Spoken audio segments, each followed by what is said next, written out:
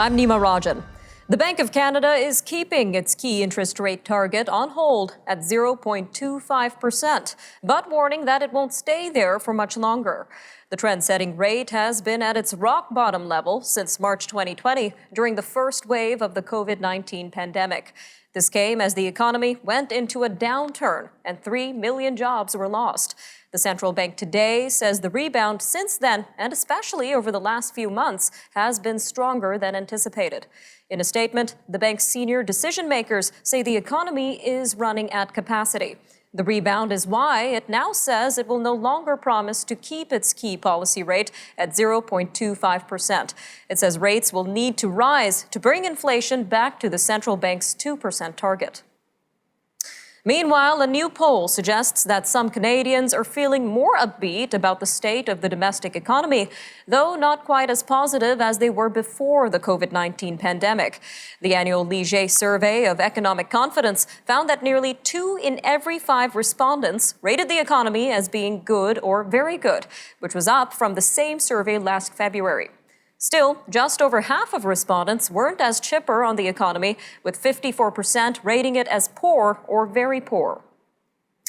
The Canadian Federation of Independent Business has joined calls for the federal government to scrap its vaccine mandate for truckers entering Canada from the United States.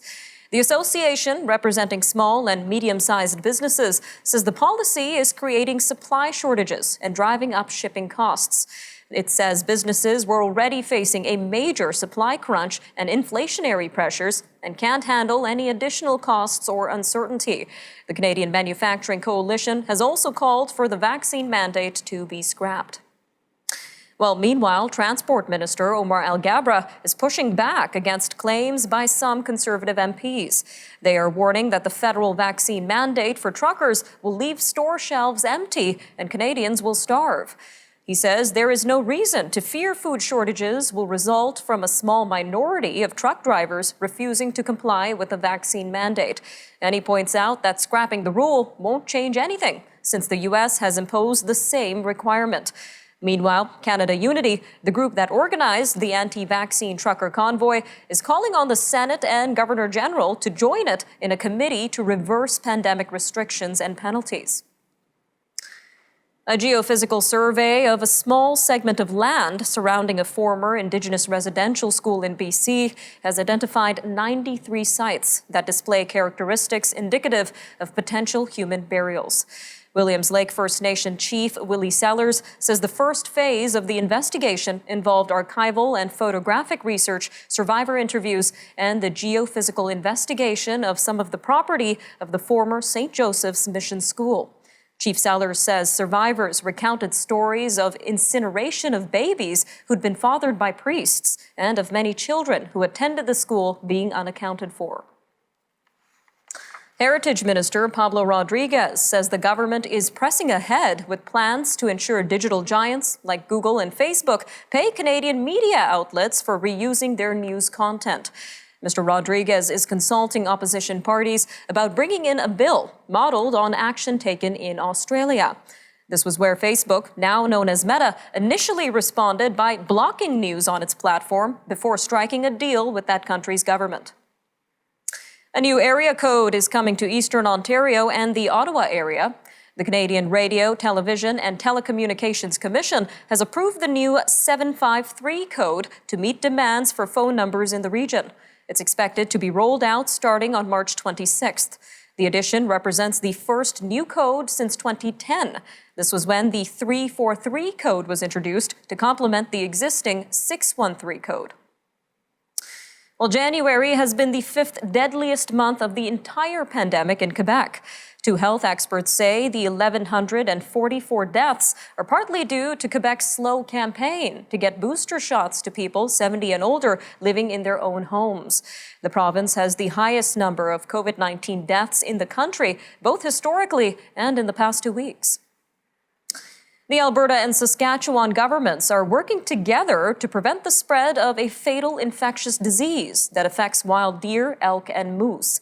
The two provinces and the Alberta Conservation Association say they will spend $1.3 million on the research and development of a vaccine for chronic wasting disease. Saskatchewan Environment Minister Warren Kading says a vaccine could reduce transmission of the disease, which does not affect people. All right, stay tuned. We'll be right back after the break with a look at the markets. We'll have our weekly market update with Catherine Murray, the host of The Buck Stops Here, up next. So stay with us. We'll be right back on Forum Daily.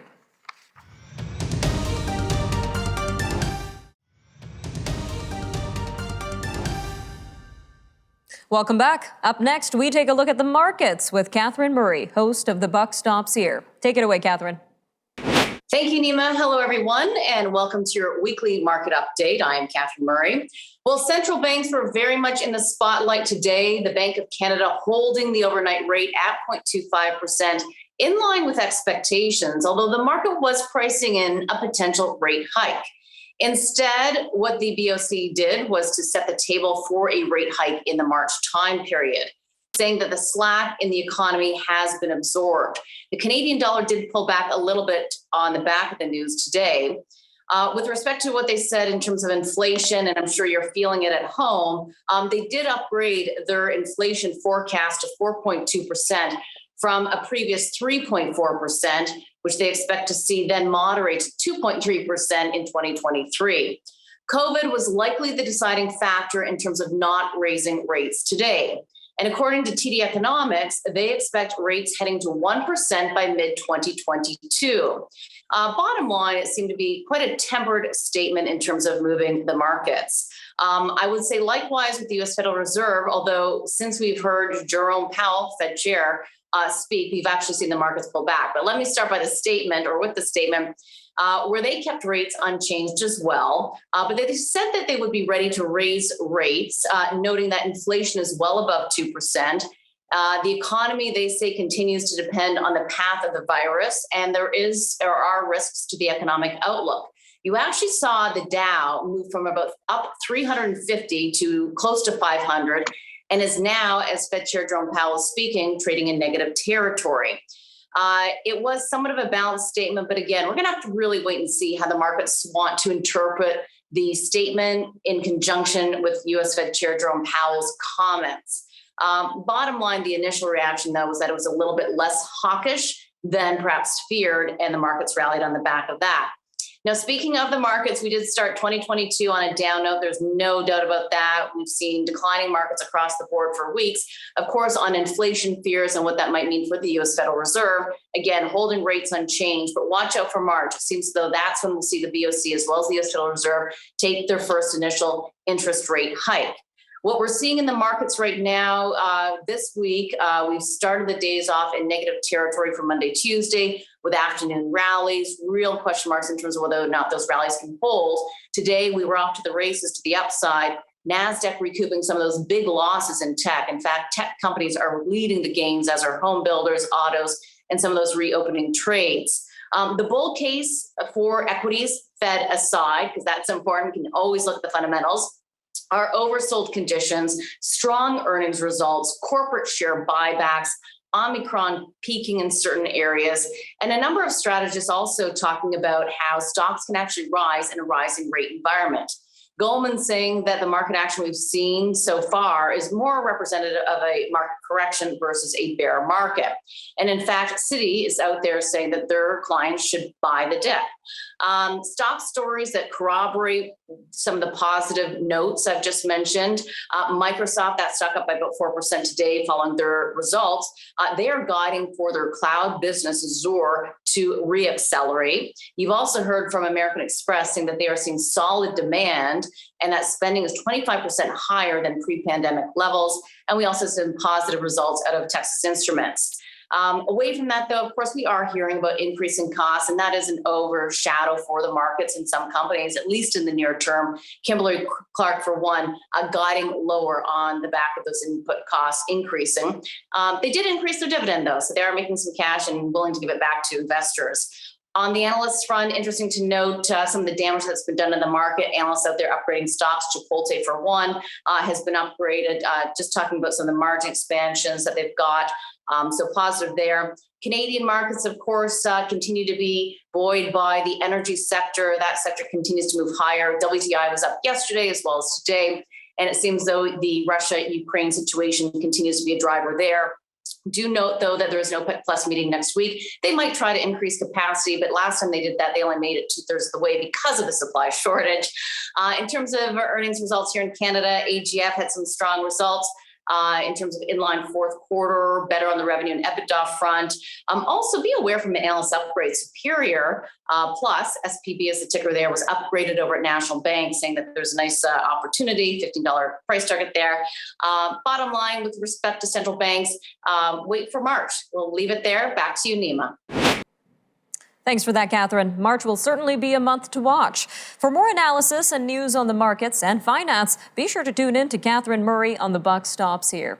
All right, stay with us. We will be right back after the break with more news from around the world. See you soon on Forum Daily.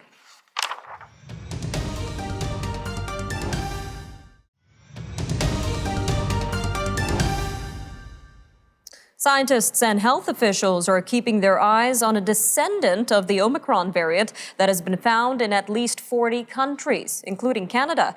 It's called BA2, but is also becoming known as the stealth Omicron. Today, the Public Health Agency of Canada said it detected over 50 cases of BA2. It is widely considered stealthier than the original version of Omicron because particular genetic traits make it somewhat harder to detect. Some scientists worry that it could also be more transmissible, but they say there's a lot they still don't know, including whether it evades vaccines better or causes more severe disease. To protect against it, doctors urge vaccination and the usual coronavirus precautions. Well, joining us now to give us more clarity on this new Omicron descendant in our weekly medical segment is Dr. Abhishek Raut, Medical Director at Appletree Medical Group. Dr. Raut, welcome back to Forum Daily. Pleasure to be here. All right, Dr. Raut. Well, what do we know so far about this new Omicron descendant BA2 and how it differs from Omicron, now being dubbed BA1? Right. So the new BA2 version of Omicron, technically a descendant of the original BA1, was designated a variant under investigation by the UK Health Security Agency. And that's because of the increasing number of BA2 sequences that they're identifying both domestically and internationally.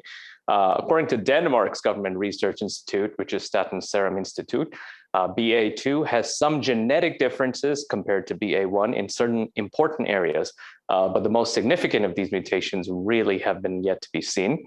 The difference between BA1 and BA2 is actually greater than the difference between the original SARS-CoV-2 and the Alpha variant. And so those differences could mean issues with infectiousness, vaccine efficacy, or even severity. And considering these differences, Dr. Raut, why is this BA2 being called a descendant of Omicron or a subvariant of Omicron rather than a brand new strain? That's a good question. So BA2 does have a lot of different mutations. About 20 of them are in the spike protein that studs the outside of the virus, and that's shared with the original Omicron. But it also has other genetic changes that we haven't seen in the initial version. The truth is, if these changes are very significant, especially in the population with the original Omicron, they may assign it a separate Greek letter if that is the case. So it's something that is still yet to be seen.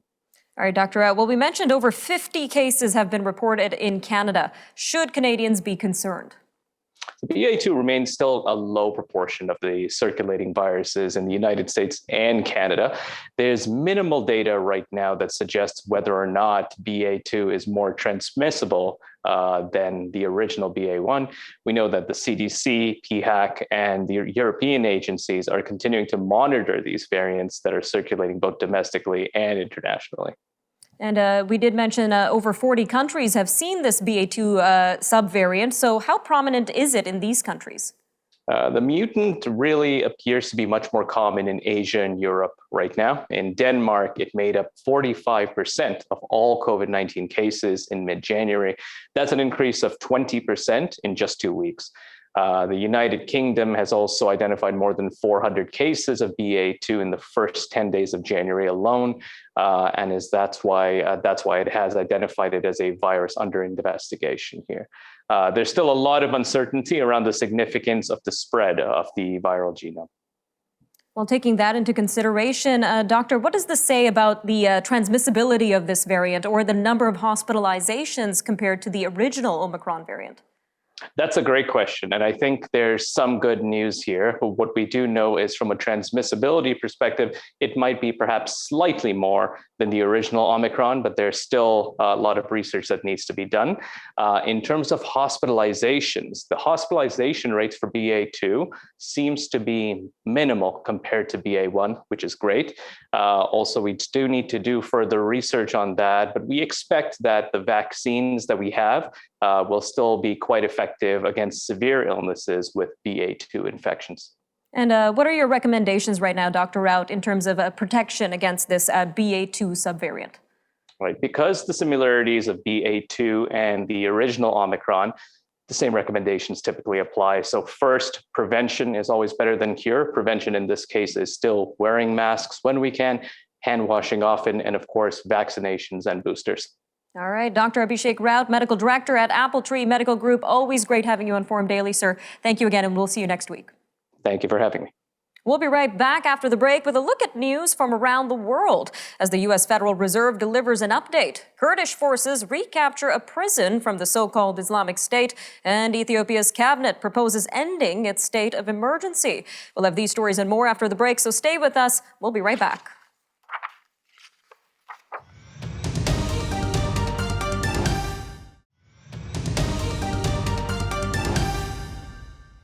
The U.S. Federal Reserve signaled on Wednesday that it plans to begin raising its benchmark interest rate as soon as March.